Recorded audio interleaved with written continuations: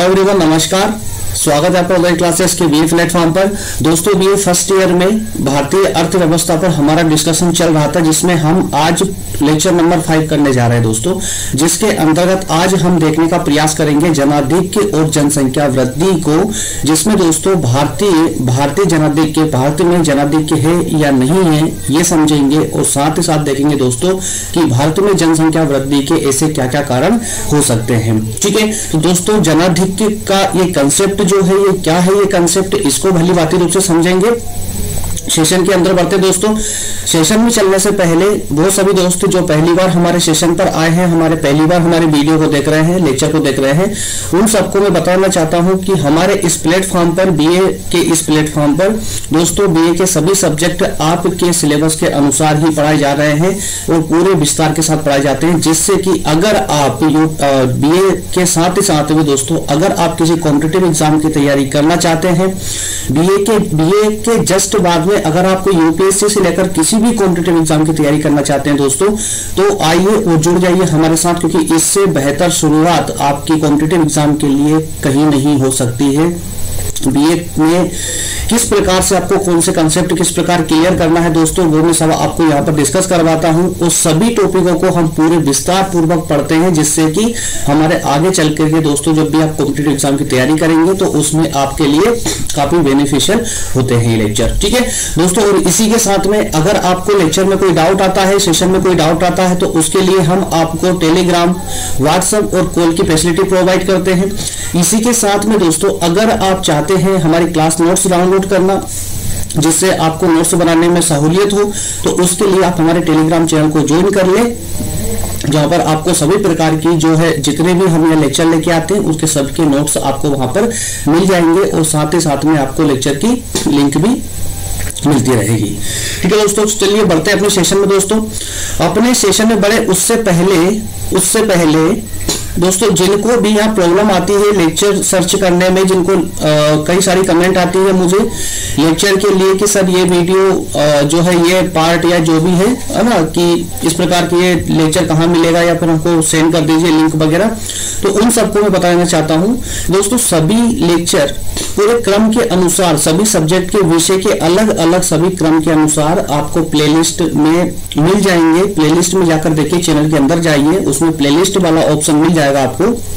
Playlist में जाइए, first year, second year, third year सभी के अलग अलग पूरे सब्जेक्ट वाइज क्रम अनुसार पूरी प्लेलिस्ट बना दी गई है, जिसमें आपको सभी लेक्चर कंटिन्यूअसली मतलब सीरीज वाइज मिल जाएंगे, जहां से आप आसानी से सभी लेक्चरों को देख सकते हैं। ठीक है, और इसके अलावा दोस्तों हमारे व्हाट्सएप ग्रुप है, ये व्हाट्सएप ग्रुप को ले ले, यहाँ से ज्वाइन कर सकते हैं आप। इसके अलावा टेलीग्राम लिंक ये रही दोस्तों, यहाँ पर टेलीग्राम पे जाएंगे आप, लोधाजी क्लासेस टाइप करेंगे तो वहां पर आपको एक ग्रुप मिल जाएगा, जिससे आप ज्वाइन करके और वहां से हमारे क्लास नोट्स का लुत्फ उठा सकते हैं। ठीक है दोस्तों, चलिए तो बढ़ते हैं दोस्तों अपने सेशन में। और हमारे सेशन का ये जो फर्स्ट यूनिट चल रहा है, इसमें दोस्तों अंतिम चैप्टर हमारा चल रहा है जनांकी की विशेषता, और इसके अंतर्गत दोस्तों हमारा लास्ट सेशन हुआ था, लास्ट सेशन जिसमें हमने जनसंख्या, आकार, वितरण, लिंग, ग्रामीण, शहरी वर्गीकरण, इन सब पर एक समग्र चर्चा की थी। आज जो हमारी चर्चा होगी दोस्तों वो होगी जनाधिक्य पर, कि ये जनाधिक्य क्या होता है, ये क्या टर्म है, इसको हम समझेंगे, और इसी के साथ साथ देखेंगे कि भारत में जनसंख्या वृद्धि के कौन कौन से कारण हो सकते हैं। ठीक है, चलिए दोस्तों, तो इसी के साथ में शुरुआत करते हैं अपने आज के सेशन की। और सेशन की शुरुआत में दोस्तों सबसे पहले हम देखेंगे कि आज के इस लेक्चर में, आज के इस पूरे टॉपिक में हम क्या क्या पढ़ने वाले हैं दोस्तों। तो जैसा कि मैंने आपको बताया भारत में जनाधिक्य तथा भारत में जनसंख्या वृद्धि के कारण, तो उसको दोस्तों हम कुछ पॉइंटों के माध्यम से, इस पूरे टॉपिक को कुछ पॉइंटों के माध्यम से समझने का प्रयास करेंगे, जिसमें सबसे पहले हम बात करेंगे भारत में जनाधिक्य की। देखेंगे जनाधिक्य है क्या। ठीक है, इसकी एक व्यवहारिक रूप से मैं आपको समझा दूंगा, आप लाइफ में कभी भी इस टर्म को नहीं भूलेंगे, इतना विश्वास रखिए। सिर्फ 2 मिनट लगेंगे आपको समझाने में, पूरा आपको फिट दिमाग में पूरा फिट हो जाएगा। उसके बाद में दोस्तों हम इसका जो है थ्योरेटिकल पार्ट भी देखने का प्रयास करेंगे, उसको भी समझेंगे, जिससे कि हमारे एग्जाम में हम अच्छे नंबर प्राप्त कर सके। सेकेंड पॉइंट में हम देखेंगे भारत में कौन से ऐसे कारण है जिनके कारण जनसंख्या वृद्धि हो रही है। साथ में थर्ड नंबर पॉइंट में जनाधिक्य की समस्या को देखेंगे, और लास्ट में दोस्तों हम देखेंगे भारत में जनाधिक्य है या नहीं। ठीक है, तो ऑल ओवर अगर देखा जाए इस पूरे टॉपिक में तो हम अधिकतम जो है जनाधिक्य की बात करने वाले हैं। तो दोस्तों जनाधिक्य क्या होता है? जनाधिक्य दरअसल होता क्या है, इसको एक बार आप समझ लीजिए एक व्यवहारिक रूप से, तो आपको पूरा टॉपिक समझने में समस्या नहीं होगी। जनाधिक्य दोस्तों एक ऐसी टर्म है जिसमें ऐसा कहा जाता है कि जैसे किसी देश में इतने खाद्यान्न उत्पादन हो रहे हैं, खाद्यान्न का मतलब तो आप भली बातें रूप से समझते हैं ना, खाद्यान्न अर्थात कि अनाज, फसल कि हमारे किसान इतनी फसल का उत्पादन कर पा रहे हैं जितनी की जनसंख्या को खाद्यान्न से, उचित खाद्यान्न से वंचित ना रहे। ठीक है, मतलब जनसंख्या उतनी ही होनी चाहिए जितने की संसाधन अर्थात कि खाद्यान्न उत्पादन हो रहा है। अगर खाद्यान्न उत्पादन से अधिक जनसंख्या होती है तो उसे हम कहेंगे जनाधिक्य। क्या समझे आप? ठीक है, ये एक सामान्य तथ्य है। इसका थ्योरेटिकल पार्ट में दोस्तों हम इसके भी दो रूप देखेंगे आगे चल करके। ठीक है, तो जनाधिक्य को आप दिमाग में सिर्फ इसी प्रकार से फिट कर लेंगे कि जनाधिक्य और कुछ भी नहीं है, उतनी ही जनसंख्या हो देश में जितने की हमारे खाद्यान्न उत्पादन हो रहे हैं। अगर खाद्यान्न उत्पादन हो रहे उस लिमिट में अगर हमारी जनसंख्या है तो जनाधिक्य नहीं है, और अगर जनसंख्या खाद्यान्न उत्पादन से ज्यादा है तो हमारे देश में जनाधिक्य वाली समस्या उत्पन्न हो चुकी है। ठीक है, तो इसी परिप्रेक्ष्य में हम देखेंगे कि क्या भारत में जनाधिक्य है या नहीं है, और जनाधिक्य कौन से दो प्रकार होते हैं उनको भी हम आगे इसी लेक्चर में समझने का प्रयास करेंगे दोस्तों। तो चलिए, तो सबसे पहले हम देखते हैं भारत में जनाधिक्य। कि भारत में जनाधिक्य, दोस्तों भारत में जनाधिक्य की स्थिति है, इससे कोई भी इस बात को जो है ठुकरा नहीं सकता है। कारण उसका बता देता हूं मैं आपको। भारत में जनाधिक्य की स्थिति क्यों है? क्योंकि दोस्तों भारत एक काफी बड़ा भूभाग है, काफी बड़ा क्षेत्र है, और कहीं कहीं पर देखने में हमें लगता है कि यार हम कहीं विकसित हो चुके हैं। जैसे भारत के किसी एक भाग को देखेंगे तो लगेगा कि भारत विकसित देश हो चुका है, वहीं भारत के दूसरे भाग को देखोगे, दूसरे क्षेत्र को देखोगे तो आपको लगेगा कि अभी भी हम अल्प विकसित या अविकसित राष्ट्रों की श्रेणी में आते हैं, कोई विकास नहीं हुआ है। क्योंकि हमारा भूभाग बहुत बृहद है और परिवर्तनशील है, और परिवर्तित रूप से जो है दोस्तों कई प्रकार की विभिन्नताएं हमें पूरे भारत में देखने को मिलती है। ठीक है, तो इसी प्रकार से किसी क्षेत्र में जनाधिक्य नहीं है, लेकिन किसी क्षेत्र में जनाधिक्य है। अब जब हम इसका एवरेज निकालते हैं, जब हम पूरे भारत का एवरेज निकालते हैं तो हम पाते हैं कि भारत में जनाधिक्य की समस्या उत्पन्न हो चुकी है या फिर है। ठीक है, किस प्रकार से मिलेगी आपको वो जरा मैं आपको आगे बताते चलूंगा। दोस्तों देश में जो है आर्थिक और सामाजिक विकास में ये बहुत महत्वपूर्ण भूमिका निभाती है। और भारत की जो जनसंख्या है, जैसे कि हमारे प्रधानमंत्री साहब कहते हैं कि हम एक युवा पावर है, जनसंख्या अधिक है, ये हमारे लिए अभिशाप नहीं बल्कि हमारे लिए वरदान है, क्योंकि हम एक युवा पावर है, युवा शक्ति है। ठीक है, लेकिन वहीं दोस्तों इसको जनाधिक्य की दृष्टि से देखा जाए, संसाधनों की दृष्टि से देखा जाए तो हम ये कह सकते हैं कि हमारी जनसंख्या हमारे लिए वरदान नहीं बल्कि अभिशाप बन चुकी है, और धीरे धीरे ये अभिशाप और बृहद रूप धारण करता जा रहा है। जनसंख्या की समस्या दोस्तों देश की सबसे बड़ी आर्थिक और सामाजिक समस्याओं में से एक होती है। समझ पा रहे हैं ना आप? तो जनाधिक्य क्यों है भारत में? कारण उसका यही है कि एक हमारी जनसंख्या का एक बहुत बड़ा आकार, और जनसंख्या का बहुत बड़ा आकार देश की आर्थिक और सामाजिक स्थिति को प्रत्यक्ष रूप से प्रभावित करता है, चाहे वो कोई सा भी देश हो। जितनी कम जनसंख्या होती है देश में दोस्तों, उसका विकास उतना उचित रूप से और तीव्र गति से होता है। जितनी जनसंख्या अर्थात इसका मतलब ये भी नहीं है कि जरूरत से ज्यादा कम हो, एक लिमिट में जनसंख्या होनी चाहिए, जो एक एवरेज होता है। उस एवरेज में अगर किसी देश की जनसंख्या है तो वो देश बहुत ही जल्दी अपनी आर्थिक स्थिति और सामाजिक स्थिति का विकास कर लेगा। लेकिन भारत के परिप्रेक्ष्य में एकदम उल्टा है, हमारे संसाधनों का कोई विकास इतनी तीव्र गति से नहीं हो रहा है जितना विकास की जनसंख्या वृद्धि में हो रहा है। ठीक है दोस्तों, इसी चीज को अगर देखा जाए जनाधिक्य की अगर हम बात करें तो 1901 में डाटा है दोस्तों आपके सामने, ये 1901 में दोस्तों, जहां आपने लास्ट लेक्चर में भी देखा था कि 1901 में 23 से 24 करोड़ जनसंख्या हमारे यहाँ थी। वहीं 2011 में 121 करोड़ हो चुकी, एकदम जनसंख्या ब्लास्ट हो गया। ठीक है, तो जिस स्पीड से जनसंख्या का ब्लास्ट हुआ है, क्या उस स्पीड से आपके संसाधनों का भी ब्लास्ट हुआ है? क्या संसाधनों की वृद्धि हुई है उस स्पीड से? आपके खाद्यान्न संसाधनों से लेकर के किसी भी क्षेत्र में जाइए दोस्तों, क्या आपके जो संसाधन थे उनकी भी उतनी ही वृद्धि हुई है? तो हम कह सकते हैं निश्चित तौर पर कि नहीं, संसाधनों की वृद्धि उस स्पीड से नहीं हो पाई है जिस स्पीड से हमारी जनसंख्या वृद्धि हुई है। तो जनसंख्या दोस्तों 1901 से लेकर के 2011 के बीच में लगभग 5 गुना से अधिक बढ़ी है। ठीक है, चलिए तो दोस्तों ये भारत हर वर्ष ये बड़ी एक रोमांचक बात है, ये बड़ी ही एक रोमांचक बात है, ध्यान देना इस पर दोस्तों। भारत एक वर्ष में एक ऑस्ट्रेलिया श्रीलंका को पैदा कर देता है। भारत एक साल में एक ऑस्ट्रेलिया या एक श्रीलंका को जन्म दे देता है हर एक साल में। इस स्पीड से हम आगे बढ़ रहे हैं हमारे भारतीय युवा। चलिए इसके बाद दोस्तों हम बात करेंगे भारत में जनसंख्या वृद्धि के कारण। तो जो ये जनसंख्या ब्लास्ट हो रहा है उसके पीछे क्या ऐसे कारण हैं जिनकी वजह से जनसंख्या ब्लास्ट होता है? वैसे तो आप दोस्तों व्यवहारिक रूप से सब समझते हैं, आपको ज्यादा कुछ भी बताने की मुझे आवश्यकता नहीं है, लेकिन ये सब डाटा लाने का विशेष उद्देश्य यही रहता है क्योंकि आपको पता होने के बाद भी आप बहुत अच्छे से एग्जाम में आंसर राइटिंग नहीं कर पाते हैं।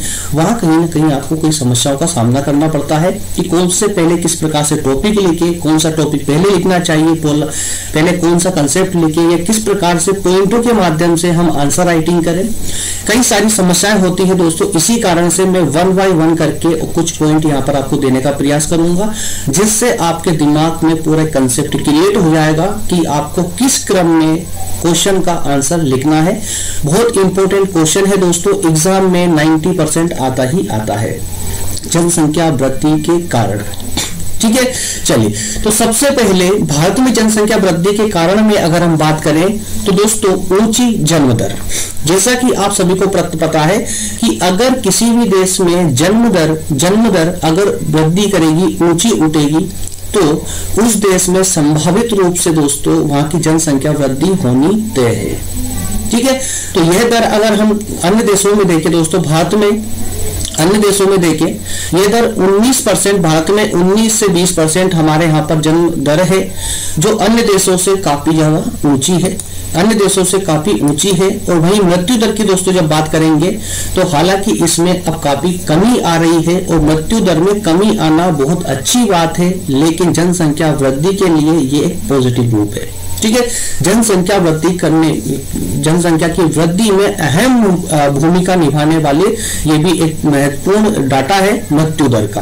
ठीक है, जो कि धीरे धीरे कम होता जा रहा है। तो मृत्यु दर में कमी और जन्म दर में वृद्धि, ये सबसे बड़ा जनसंख्या वृद्धि का कारण है दोस्तों।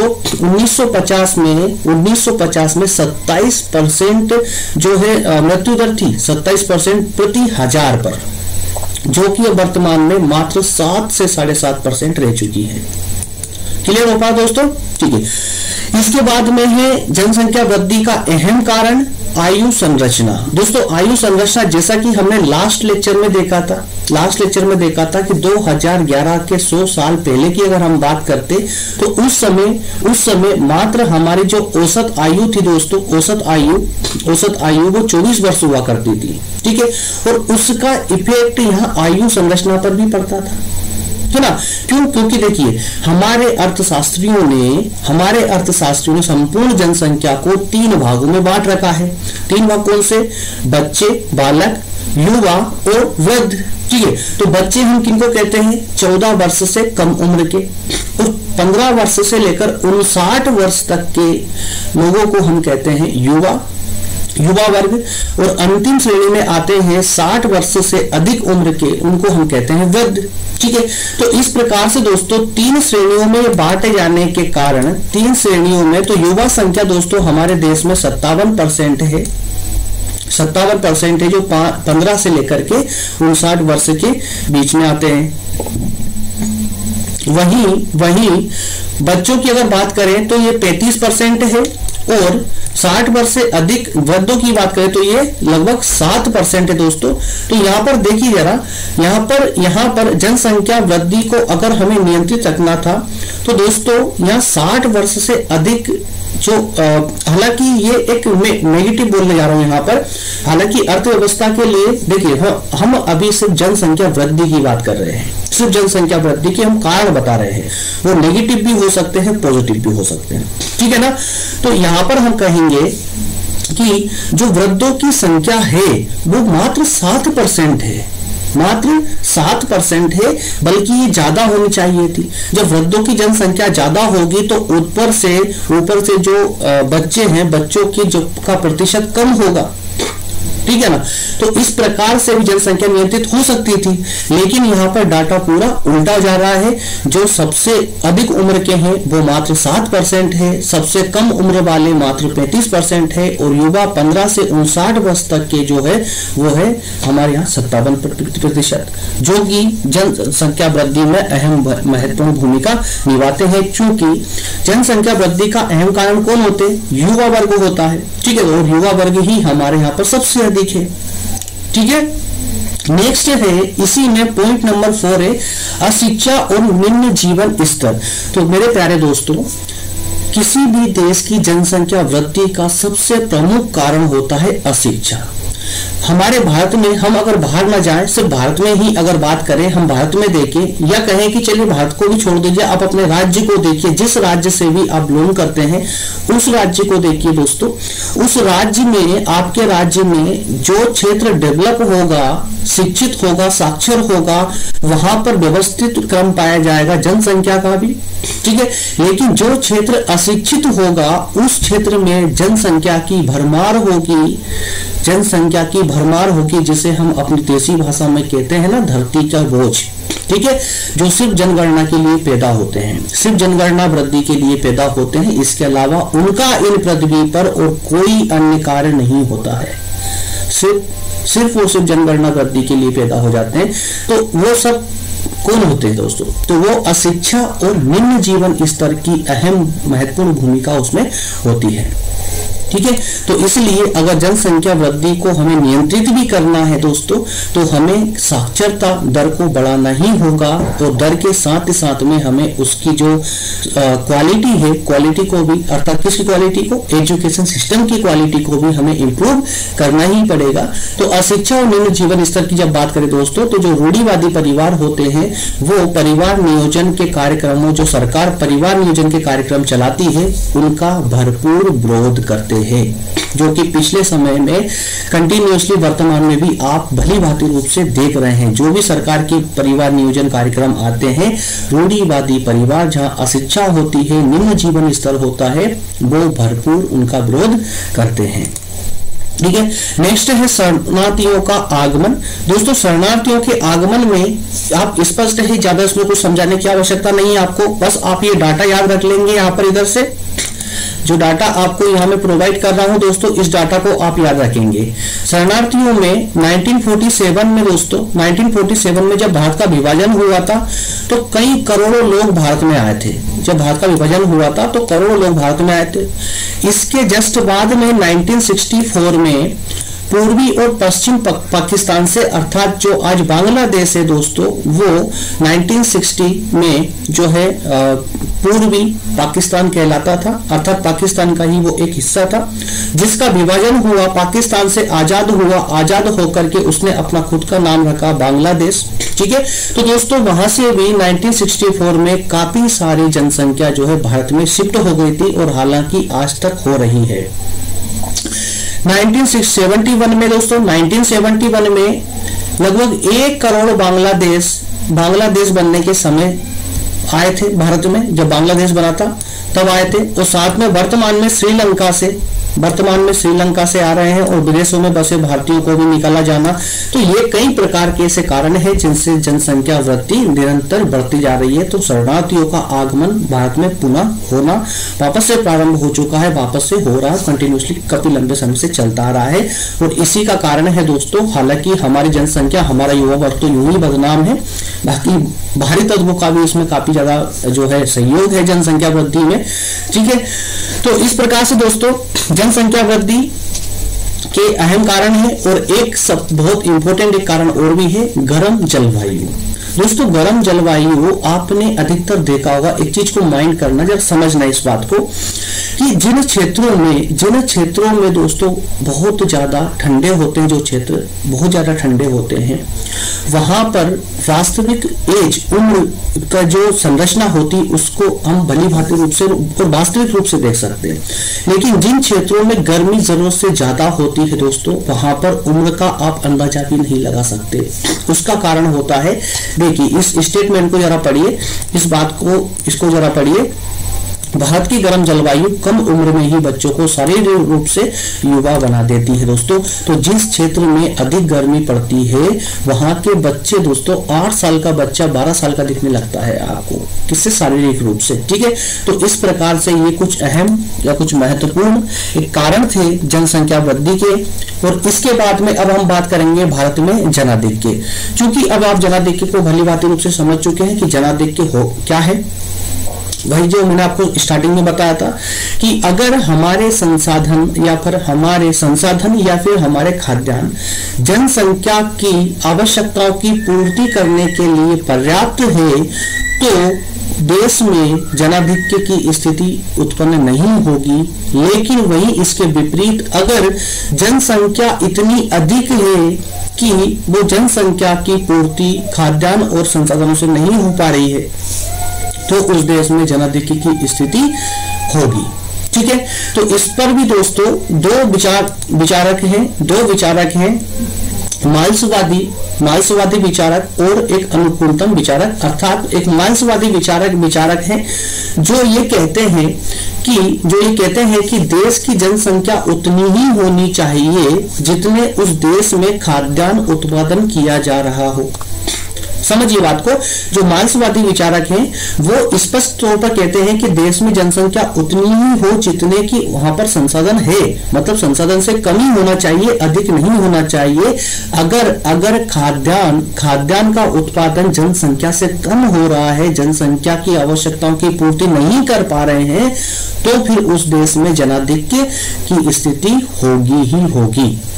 ठीक है, ये किसका कहना है? मार्क्सवादियों का। मैंने स्टार्टिंग में आपको बताया था कि जनाधिक्य में भी दो विचार है, और दूसरा विचार है अनुकूलतम संख्यावादियों का। अनुकूलतम जनसंख्यावादियों का कहना है दोस्तों कि जनाधिक्य को केवल खाद्यान्न के आधार पर जो है तोलना उचित नहीं होगा, बल्कि जनाधिक्य को जितने भी संसाधन है देश में, उन सभी संसाधनों के परिप्रेक्ष्य में अगर हम उनको देखें, तब जाकर के हम जनाधिक्य कह सकते हैं। अर्थात ये कि जब देश में इतनी जनसंख्या हो कि वो उस देश में उपलब्ध संसाधनों का उचित रूप से दोहन कर पा रहे हैं, तो उस देश में जनाधिक्य नहीं है। लेकिन अगर कभी ऐसी स्थिति बनती है कि जनसंख्या इतनी ज्यादा है जितने की हमारे देश में संसाधन ही नहीं है, तो उस देश में हम उसको जो है जनाधिक्य की स्थिति कह सकते हैं। क्लियर हो पा रहा है दोस्तों? तो यदि देश में इतनी जनसंख्या है कि वह देश के साधनों का उचित दोहन करने में सक्षम हो, तो वह स्थिति अनुकूल होगी, अर्थात वहां जनाधिक्य नहीं होगा। यदि इससे अधिक है तो जनाधिक्य होगा। क्या अब ये दोनों विचार आपके दिमाग में फिट हुए दोस्तों? क्लियर हुआ पूरा कंसेप्ट है ना? कंसेप्ट को ही क्लियर करना हमारा अहम मुद्दा है दोस्तों। कंसेप्ट को क्लियर किए बिना हम आगे नहीं बढ़ेंगे, कंसेप्ट क्लियर करना बहुत जरूरी है। ठीक है, चलिए अब जरा यहां देखते हैं कि क्या भारत में जनाधिक्य है या भारत में जनाधिक्य नहीं है। तो भाई आप भारतीय निर्माता तो हो नहीं, भारत के मतलब एक तरह से कैसे कि आप एक ही दृष्टि से क्या पूरे भारत को देखकर आप ये बता सकते हो कि वास्तव में भारत में जनाधिक्य है ना। तो हमें इस झमेले में नहीं पढ़ना है, क्योंकि हमें अपने आंसर राइटिंग की तैयारी करना है। और ये आप अच्छे से जानते हैं दोस्तों कि स्थिति कुछ और है, हमें पढ़ना कुछ और भी पड़ता है। कभी कभी ऐसा होता है कि व्यवहार में कुछ और होता है, लेकिन हमें किताबों में कुछ और ही पढ़ना होता है। लेकिन दोस्तों हमारा एजुकेशन सिस्टम है, इसलिए हम मजबूर है उस चीज को पढ़ने और लिखने के लिए। तो मैं भी आपको यहाँ पर वही बताऊंगा कि आपको किस प्रकार से यहाँ लिखना है। तो दोस्तों अगर क्वेश्चन आता है कि क्या भारत में जनाधिक्य की स्थिति है, क्वेश्चन किया जा रहा है आपसे, आपके विचार पूछे जा रहे हैं कि क्या भारत में जनाधिक्य की स्थिति है, यदि है तो स्पष्ट कीजिए किन आधारों पर है, और नहीं है तो भी स्पष्ट कीजिए या इसका समालोचनात्मक वर्णन कीजिए। तो इस पॉइंट में दोस्तों आपको सकारात्मक और नकारात्मक दोनों पक्षों को लेकर साथ चलना होगा। सकारात्मक अर्थात इसमें आप कहेंगे कि भारत में जनाधिक्य की स्थिति नहीं है, और जब आप बात करेंगे कि हाँ भारत में जनाधिक्य की स्थिति है, तो आप कौन से पॉइंट देंगे दोस्तों। तो ये आपको डिस्प्ले हो रहे हैं, डिस्प्ले पर आपको दिख रहे हैं, ये सारे पॉइंट आपको एग्जामिनर को प्रस्तुत करना है, देना है। जब आपको कहना है कि हाँ भाई भारत में जनाधिक्य की स्थिति है, तो आप कहेंगे कि क्यों है, कैसे है, स्पष्ट कीजिए। तो खाद्यान्न की तुलना में जनसंख्या में वृद्धि बड़ी ही खतरनाक स्पीड से हो रही है दोस्तों, बहुत ही खतरनाक। कि खाद्यान्न की जो वृद्धि है, हाँ हम वृद्धि कर रहे हैं, खाद्यान्न वृद्धि भी हो रही है, लेकिन इतनी स्पीड से नहीं दोस्तों कि हम एक साल में श्रीलंका या ऑस्ट्रेलिया को पाल सके, है ना। इतनी वृद्धि नहीं हो रही हमारे खाद्यान्न क्षेत्र में, लेकिन जनसंख्या में वास्तव में बहुत वृद्धि होती है। ठीक है, इसके बाद में कुछ प्रकोप हमेशा पड़ते ही रहते हैं, प्राकृतिक प्रकोप। ये तो प्रतिवर्ष आपको देखने को मिल रहे हैं। प्रकृति, हालांकि इसके जिम्मेदार भी हम लोग ही हैं, है ना, कि हमने ही प्रकृति को इतना डिस्टर्ब कर दिया है कि अब प्रकृति हमको डिस्टर्ब कर रही है। ठीक है ना, जैसी करनी वैसी भरनी। उसके बाद ऊंची जन्म और मृत्यु दर। तो ये ऊंची जन्म और मृत्यु दर है, ये भी जनाधिक्य का एक अहम कारण है। इसके अलावा आवश्यक सुविधाओं का अभाव होना, निम्न जीवन स्तर होना। तो जो हमारी भारतीय समाज में जो ये विभिन्न रूप देखने को मिल रहे हैं, प्राकृतिक प्रकोप जैसे, ऊंची जन्म दर, मृत्यु दर जैसे, या आवश्यक सुविधाएं हमको प्रोवाइड नहीं हो पा रही है, या कोरोना काल में भलीभांति रूप से देख ही चुके हैं, लोग रोड पर मर रहे थे। ठीक है, इसके अलावा भारत के कई अन्य क्षेत्रों में निम्न जीवन स्तर है। ये सब किसके परिणाम है दोस्तों, तो ये जनाधिक्य के ही परिणाम है, जनाधिक्य है। ठीक है, लेकिन अब हमें अगर कहना है कि नहीं भाई आप गलत हो, भारत में जनाधिक्य की स्थिति बिल्कुल नहीं है, जनाधिक्य भारत में नहीं है, तो आप किस प्रकार से स्पष्ट करेंगे। तो दोस्तों उसके लिए कुछ पॉइंट है आपके पास में कि भाई हर साल की आज हम विश्व में, हमारी इकोनॉमी विश्व की बड़ी अर्थव्यवस्थाओं में शामिल हो चुकी है, बड़ी अर्थव्यवस्थाओं से भी बढ़कर के, और आज हम प्रोग्रेस कर रहे हैं, अर्थात हमारी अर्थव्यवस्था बहुत स्पीड से ऊपर बढ़ रही है। तो इसी प्रकार से और हमारी अर्थव्यवस्था आगे बढ़ने के कारण ही, परिणाम स्वरूप ही प्रति व्यक्ति आय में वृद्धि हो रही है, प्रति व्यक्ति राष्ट्रीय आय में वृद्धि हो रही है। प्राकृतिक साधन प्रचुर मात्रा में भारत में उपलब्ध है, जिनका हम विदोहन कर सकते हैं। और जन्म दर भी हमने काफी घटा लिया है, जन्म दर काफी घटा लिया है, मृत्यु दर को काफी रोक लिया है, काफी कम कर दिया है। तो इस प्रकार से कुछ पॉइंट आप जो है इस पक्ष में भी दे सकते हैं। तो मेरे प्यारे दोस्तों, क्या कंसेप्ट आपको पूरा 100% क्लियर हुआ? इसमें अब कोई डाउट तो नहीं है। हमने इसमें चारों पॉइंटों पर बात कर ली कि भारत में जनाधिक्य की स्थिति, ठीक है, कि भारत में जनाधिक्य की किस किस प्रकार की स्थिति भारत में है। उसके बाद हमने जनसंख्या वृद्धि के कुछ कारण समझे। इसके बाद में दोस्तों हमने देखा कि क्या जनाधिक्य की जो स्थिति भारत में है या नहीं है। तो इस प्रकार से दोस्तों हमने इस सेशन को भली भांति रूप से समझने का प्रयास किया है, जिसमें मैंने आपको व्यवहारिक रूप से इसको प्रोवाइड करने की कोशिश की है। दोस्तों मेरे ख्याल से तो कोई डाउट आपको नहीं होना चाहिए। और उन सभी दोस्तों को यार जिनको समस्या होती है कि सर ये हमारी यूनिवर्सिटी से मैच करता है या नहीं, ये हमारी यूनिवर्सिटी से कोई राजस्थान से है, तो कोई यूपी से है, कोई उत्तराखंड से है, कोई झारखंड से है, कोई छत्तीसगढ़, एमपी।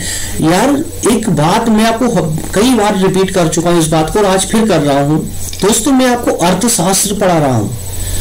अर्थशास्त्र मेरे मेन जो सब्जेक्ट है, मैं आपको बता देना चाहता हूं, बता दूं सबसे ज्यादा इंपॉर्टेंट या सबसे ज्यादा जो मेरे लिए मेरा फेवरेट सब्जेक्ट है दोस्तों, वो चारों सब्जेक्ट मेरे फेवरेट हैं। पॉलिटी, राजनीति विज्ञान, अर्थशास्त्र, इतिहास और जियोग्राफी, भूगोल, ये मेरे फेवरेट सब्जेक्ट है। अब मुझे ये बताइए दोस्तों, क्या अगर आप यूपी से हैं या आप राजस्थान से हैं, तो क्या यूपी की राजनीति या फिर अर्थशास्त्र अलग होगी और यूपी राजस्थान की अलग होगी और यूपी की अलग होगी, या दोनों की अर्थशास्त्र अलग अलग होगी दोस्तों? बल्कि भारत की, पूरे भारत का एक ही स्थिति होगी ना, क्योंकि हम यहाँ भारत के परिप्रेक्ष्य में पढ़ रहे हैं, ना कि किसी राज्य के परिप्रेक्ष्य में। इसलिए मेरे प्यारे दोस्तों कंफ्यूज ना हो, जो लेक्चर आ रहे हैं उनको आप आराम से फॉलो कर सकते हैं। इसके अलावा सबसे पहले तो आप अपने सिलेबस में टॉपिक को मैच कीजिए, क्या आपके सिलेबस में ये टॉपिक है, जनसंख्या वाला जो टॉपिक है वो क्या आपके सिलेबस में है? या थोड़ा सा ना अपने दिमाग से भी थोड़ा काम लिया करें, दिमाग को इतना आराम मत दो यार, है ना। अगर आपने दिमाग को ज्यादा आराम दिया ना, तो वो भी आपका हाथ पकड़ के खींच लेगा, वो आपको भी आराम करवा देगा। इसलिए थोड़ा कष्ट अपने दिमाग को भी दो, उसे भी थोड़ा काम करने दो यार, ठीक है। तो थोड़े से कुछ निर्णय अपनी बुद्धि से भी ले, अपने दिमाग की, अपनी बुद्धि का इस्तेमाल करें, और दोस्तों टॉपिक को एनालाइज करने का प्रयास करें, थोड़ा समझे। जनसंख्या, अब यहाँ पर कुछ सारे स्टूडेंट तो ऐसे होंगे जो अपने सिलेबस में सेम टू सेम सर्च करने का प्रयास करेंगे, जैसा मैंने आपको यहाँ पर टाइटल में नाम दिया है कि जनाधिक्य, भारत में जनाधिक्य, तो ऐसा का ऐसा सेम टू सेम सर्च करने का प्रयास करेंगे। जबकि आपके सिलेबस में भाई जनसंख्या भी अगर लिखा होगा ना, तो यही टॉपिक है आपका, क्योंकि जनसंख्या लिखा होगा तो जनसंख्या वृद्धि के कारण होंगे, जनसंख्या वृद्धि को किस प्रकार से रोका जाए ये चीजें होंगी, उसमें कुछ ऐसे प्रयास होंगे, जनाधिक्य को समझाया जाएगा, ये सब कुछ होंगे टॉपिक के अंदर। तो प्लीज थोड़ा बुद्धि का इस्तेमाल करें, थोड़ा दिमाग को, अपनी बुद्धि को थोड़ा कष्ट दें। अगर आप उसको कष्ट देंगे, काम में लगाएंगे, तो दोस्तों निश्चित तौर पर उसके परिणाम आपको अवश्य भावी मिलेंगे। ठीक है दोस्तों, चलिए मिलते हैं नेक्स्ट सेशन में दोस्तों। तब तक के लिए आप सभी का बहुत बहुत धन्यवाद। व्हाट्सएप नंबर जिनको लेना है वो यहाँ से ले सकते हैं। टेलीग्राम पर दोस्तों काफी आज भी अब भी कंफ्यूजन रहती है आप लोगों को यार, पता नहीं किस प्रकार से। व्हाट्सएप नंबर ये है, आपके ले सकते हैं। इसके अलावा टेलीग्राम को आप मोबाइल में डाउनलोड करेंगे, टेलीग्राम पर आप डालेंगे लोधाजी क्लासेस, दोस्तों वहां पर एक ग्रुप दिख जाएगा आपको। हमारा जो यूट्यूब पर जो लोगो लगा हुआ है वही लोगो आपके टेलीग्राम चैनल पर लगा हुआ है, उसको ज्वाइन कर लेना, वहां सभी नोट्स मिल जाएंगे आपको। कृपया करके व्हाट्सएप पर मुझसे किसी प्रकार के नोट्स ना मांगे, क्योंकि व्हाट्सएप पर आपको मैं स्वयं रिप्लाई करता हूँ, मैं खुद रिप्लाई करता हूँ। कॉल और व्हाट्सएप ये मैं हैंडल करता हूं दोस्तों, बाकी टेलीग्राम पर हमारी टीम होती है जो आपको हैंड टू हैंड रिप्लाई करेगी। अगर आप नाइट में 4 बजे भी स्टडी कर रहे हैं दोस्तों, रात में 4 बजे भी स्टडी कर रहे हो, 4 बजे भी आपको कोई डाउट हुआ, टेलीग्राम पे आपने मैसेज किया, तो हमारी टीम आपको 5 मिनट से ज्यादा वेट नहीं करने देगी, हैंड टू हैंड रिप्लाई करेगी। ठीक है, तो टेलीग्राम से आप नोट्स ले सकते हैं, टीम के साथ डिस्कस कर सकते हैं। इसके अलावा आपको सभी लेक्चर की लिंक भी आपको वहीं प्रोवाइड कर दी जाती है। ठीक है दोस्तों, मिलते हैं नेक्स्ट सेशन में, तब तक के लिए आप सभी का बहुत बहुत धन्यवाद। Thank you.